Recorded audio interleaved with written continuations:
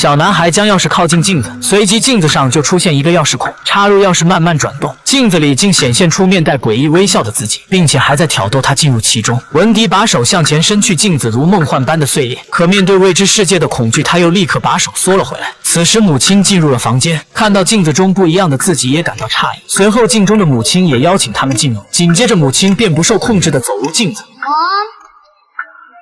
Mom?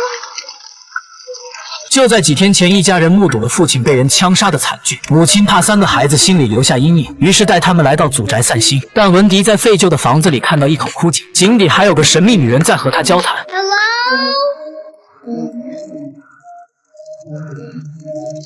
之后女人说，祖宅里隐藏着许多带有奇幻功能的钥匙，只有心地善良的天选之人才能听到她的召唤。见文迪被她的话吸引，便叮嘱他不要把这件事告诉任何人。回到家里，果真听到了钥匙的召唤，声音是从父亲留给姐姐的遗物中传来。通过熊孩子多年拼乐高的手速，很快就取出了隐藏的钥匙，按照女人描述的方法，用钥匙随意打开了一扇门，门后竟然是镇上的冰激凌店。很明显，这是一把可以去任意地点的传送钥匙。文迪马上将传送门的事告诉了姐姐，可对方此时却因为他毁了父亲唯一的遗物而大发雷霆。情绪低落的文迪仿佛又听到了钥匙的召唤，另一把钥匙隐藏在下水管道里。他拿着钥匙去问神秘女人正确的用法，女人告诉他这把钥匙可以让你见到死去的父亲，但这一次他没有让文迪保密，反倒让文迪去通知家人都去见一见他们的父亲。于是文迪就在镜子前使用了钥匙，并看到了诡异的自己。之后就发生了开头的那一幕，母亲进入镜子，丝毫没有察觉到危险在悄悄靠近，镜中一片漆黑，只有无数个自己在向他走来。不知恐惧的母亲准备用手去触碰另一个他，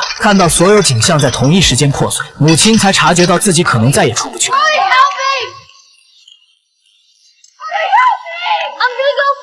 惊慌中，文迪想到了那个神秘的女人，可这一次女人直接出现在文迪的身旁。她答应可以救出他的母亲，但前提是要交出那把可以去任何地方的传送钥匙。现实不容许文迪犹豫，只能答应她。出尔反尔的女人拿到钥匙并没有履行承诺，反倒利用传送门离开了。现在文迪只能用简单粗暴的方式去救母亲。他拿起一大捆麻绳，叫上哥哥泰勒和姐姐杰西。得知母亲困在了镜子里，泰勒不加思索的就要进入，多亏文迪将绳子系在泰勒的腰上。进入镜中，他同样看到了母亲的笑容，于是再一次触发了机关。当看到地上的白骨，他不淡定了，